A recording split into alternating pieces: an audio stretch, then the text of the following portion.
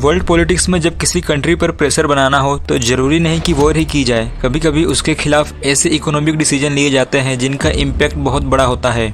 लेकिन सवाल यह है कि आखिर सैंक्शंस काम कैसे करते हैं। क्या सिर्फ एक ऑर्डर पास करके किसी कंट्री की इकोनॉमी को रोक दिया जा सकता है?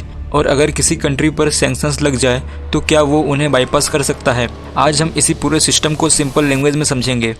इकोनॉमिक सैंक्शन का मतलब ये है कि एक कंट्री या कंट्रीज के ग्रुप किसी दूसरी कंट्री की गवर्नमेंट, कंपनी, बैंक या इंडिविजुअल पर रेस्ट्रिक्शंस लगाती है ताकि उसके बिहेवियर या पॉलिसीज पर प्रेशर क्रिएट किया जा सके। सैंक्शंस का मतलब हमेशा ये नहीं होता कि पूरी कंट्री के साथ हर टाइप का ट्रेड कम्प्लीटली बैन कर दिया जाए। इसमें कभी एक स्पेसिफिक बैंक टारगेट होता है, तो कभी ऑयल इंडस्ट्री, कभी डिफेंस कंपनीज और कभी स्पेसिफिक इंडिविजुअल्स। लेकिन सैंक्शंस इकोनॉमी को हिट कैसे करती है, चलिए समझते हैं। अब मान लो किसी एक कंट्री पे सैंक्शंस लगा दिए जाए तो सबसे पहले प्रॉब्लम क्या आएगी? पैसे, मनी की, क्योंकि इंटरनेशनल ट्रेड में पेमेंट करने के लिए बैंक्स और फाइनेंशियल इंस्टीट्यूशन की जरूरत होती है। अगर किसी सैंक्शन कंपनी के ट्रांजैक्शन रेस्ट्रिक्टेड है तो बैंक्स उस ट्रांजैक्शन को प्रोसेस करने से बचेंगे, और अगर रेस्ट्रिक्शन बैंकिंग सिस्टम तक पहुंच जाए तो इंटरनेशनल बिजनेस करना काफ़ी डिफिकल्ट हो सकता है। अब आता है एक ऐसा नाम जो सैंक्शन के डिस्कशन में बार बार सुनने को मिलता है, स्विफ्ट। मान लो इंडिया की एक कंपनी को जर्मनी की एक कंपनी को पेमेंट करनी है। इस इंटरनेशनल पेमेंट के प्रोसेस में बैंक्स को एक दूसरे को सिक्योर और स्टैंडर्डाइज फाइनेंशियल मैसेजेस भेजने पड़ते हैं। स्विफ्ट बेसिकली इसी कम्युनिकेशन सिस्टम की तरह काम करता है। यानी स्विफ्ट खुद आपका पैसा लेकर एक कंट्री से दूसरी कंट्री नहीं जाता, ये बैंक्स को पेमेंट इंस्ट्रक्शन और फाइनेंशियल इन्फॉर्मेशन कम्युनिकेट करने में हेल्प करता है। इसी वजह से जब किसी सैंक्शन बैंक को स्विफ्ट से डिस्कनेक्ट किया जाता है तो उस बैंक के लिए इंटरनेशनल बैंकिंग ट्रांजैक्शन करना काफ़ी डिफिकल्ट हो सकता है। फॉर एग्जाम्पल, अगर कंट्री को एडवांस मशीनरी या टेक्नोलॉजी इंपोर्ट करनी थी और एक्सपोर्ट्स कंट्रोल लग गए तो डोमेस्टिक इंडस्ट्रीज को अल्टरनेटिव्स ढूंढने पड़ेंगे, और अगर एक्सपोर्ट्स पर रेस्ट्रिक्शन है तो कंट्री को फॉरेन करेंसी अर्न करने में डिफिकल्टी आ सकती है। लेकिन यहाँ भी एक इम्पोर्टेंट रियलिटी है, सैंक्शन का इम्पैक्ट हर कंट्री पर सेम नहीं होता। अगर सैंक्शन कंट्री किसी particular market, technology, financial system या एक्सपोर्ट प्रोडक्ट पर हेवीली डिपेंडेंट है तो सैंक्शंस का इम्पैक्ट ज़्यादा हो सकता है। लेकिन अगर उसके पास अल्टरनेटिव बायर्स, सप्लायर्स और फाइनेंशियल चैनल्स हैं तो वो प्रेशर को एब्जॉर्ब करने की कोशिश कर सकती है। लेकिन सैंक्शंस का एक और पावरफुल लेवल होता है सेकेंडरी सैंक्शंस।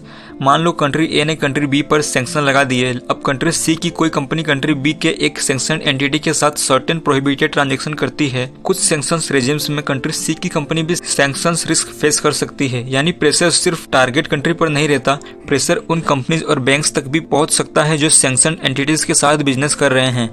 अब सवाल है, अगर सैंक्शन किसी और कंट्री ने लगाई है तो थर्ड कंट्री की कंपनी उन्हें फॉलो क्यों करेगी?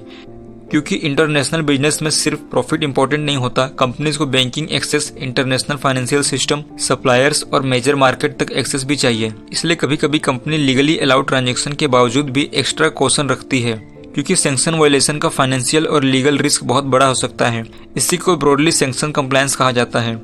और एक और इंटरेस्टिंग सवाल यह है, अगर सैंक्शंस लग जाए किसी कंट्री पे तो विक्टिम कंट्री उन्हें बाईपास कैसे करती है? सिंपल, कुछ रेस्ट्रिक्शंस को अवॉइड करना पॉसिबल हो सकता है, लेकिन इसका मतलब ये नहीं कि सैंक्शंस कंप्लीटली यूजलेस हो जाती है। कंट्रीज अल्टरनेटिव ट्रेडिंग पार्टनर्स ढूंढ सकती है और डिफरेंट करेंसीज में ट्रेड सेटल करने की कोशिश कर सकती है। इंटरनेशनल मॉनेटरी फंड ने भी नोट किया है कि फाइनेंशियल फ्रेगमेंटेशन के इन्वायरमेंट में countries national currencies, alternative payment infrastructure और पैरेलल फाइनेंशियल अरेंजमेंट्स की तरफ मूव कर सकती है। लेकिन हर वर्क अराउंड की एक कॉस्ट होती है। अगर डायरेक्ट बैंकिंग चैनल अवेलेबल नहीं है तो ट्रांजैक्शन एक्सपेंसिव हो सकता है, और अगर ट्रेड को मल्टीपल इंटरमीडियरीज के थ्रू रूट करना पड़े तो टाइम और रिस्क दोनों बढ़ सकते हैं। ईरान इसका इंटरेस्टिंग एग्जांपल है। ईरान पर लॉन्ग टर्म सैंक्शंस के बाद उसने इंटरनेशनल ट्रेड और फाइनेंस को मेंटेन करने के लिए अल्टरनेटिव अरेंजमेंट्स डेवलप किए। रसिया का केस और भी इंटरेस्टिंग है। रसिया पर अनप्रेसिडेंटेड स्केल पर फाइनेंशियल और ट्रेड रेस्ट्रिक्शंस लगाई गई, लेकिन रशियन इकोनॉमी कम्प्लीटली कोलैप्स नहीं हुई। क्यों? बिकॉज रसिया के पास एनर्जी एक्सपोर्ट्स, डोमेस्टिक प्रोडक्शन और अल्टरनेटिव ट्रेडिंग रिलेशनशिप जैसे इंपॉर्टेंट बफर्स थे। लेकिन इसका मतलब ये नहीं कि सैंक्शंस का कोई इफेक्ट नहीं हुआ।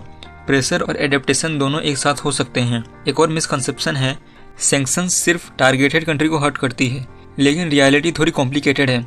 ग्लोबल इकोनॉमी इंटरकनेक्टेड है। अगर मेजर प्रोड्यूसर के एक्सपोर्ट्स रेस्ट्रिक्ट्स होते हैं तो ग्लोबल सप्लाई चेन अफेक्ट हो सकती है, प्राइसेस इंक्रीज हो सकती है, कंपनीज को अल्टरनेटिव सप्लायर्स ढूंढने पड़ सकते हैं। आईएमएफ ने फाइनेंशियल सैंक्शंस और ट्रेड वॉर्स के कॉन्टेक्स्ट में सप्लाई चेन डिस्ट्रप्शन और प्राइस प्रेशर्स का रिस्क हाईलाइट किया है। और शायद सबसे इंटरेस्टिंग क्वेश्चन ये है, अगर दुनिया अल्टरनेटिव पेमेंट सिस्टम्स और करेंसीज की तरफ बढ़ती है तो क्या फ्यूचर में इकोनॉमिक सैंक्शंस की पावर कम होगी या दुनिया में एक नया फाइनेंशियल बैटलफील्ड क्रिएट होगा? आपको क्या लगता है? कमेंट करके बताओ।